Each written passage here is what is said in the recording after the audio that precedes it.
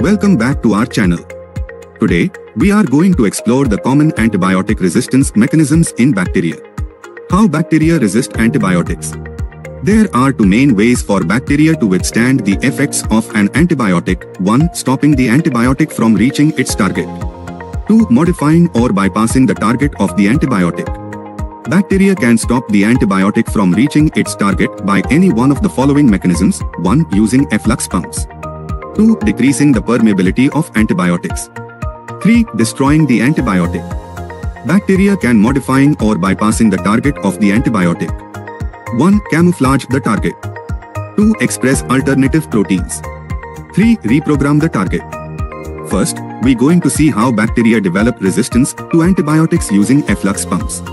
Efflux pumps are very common in bacteria.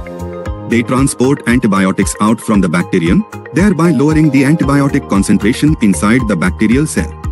In some cases, mutations in the bacterial DNA can make the bacteria produce more of a certain pump, which in turn increases resistance.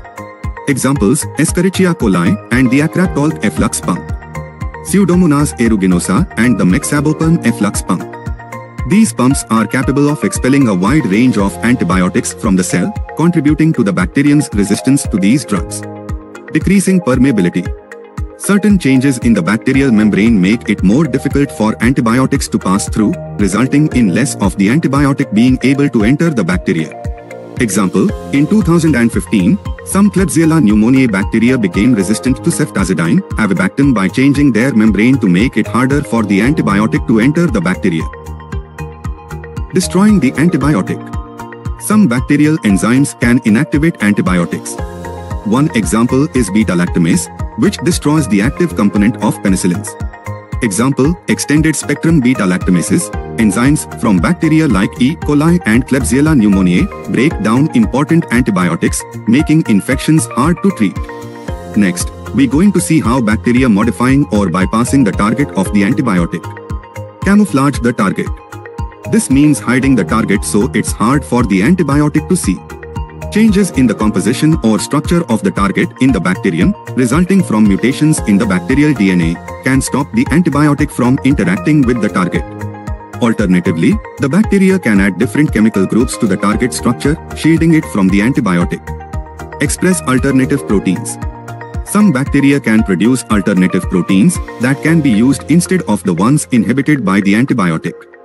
Example: the bacterium Staphylococcus aureus can acquire the resistance gene MEK and produce a new penicillin-binding protein. These proteins are needed for bacterial cell wall synthesis and are the targets of beta-lactam antibiotics. However, the new penicillin-binding protein has low affinity for beta-lactam antibiotics. This resistance mechanism serves as the cornerstone of MRSA, methicillin-resistant Staphylococcus aureus. Reprogram the target. Sometimes bacteria can produce a different variant of a structure it needs. Example: the diala residues are the terminal amino acid sequences in the peptidoglycan layer of the bacterial cell wall that vancomycin targets.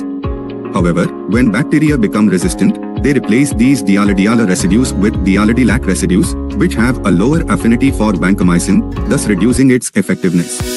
In conclusion, antibiotic resistance drives the urgent need for innovative drug discoveries. Understanding bacterial resistance mechanisms is crucial for developing new antibiotics and alternative therapies. Thanks for watching. Created by MedC Frontiers.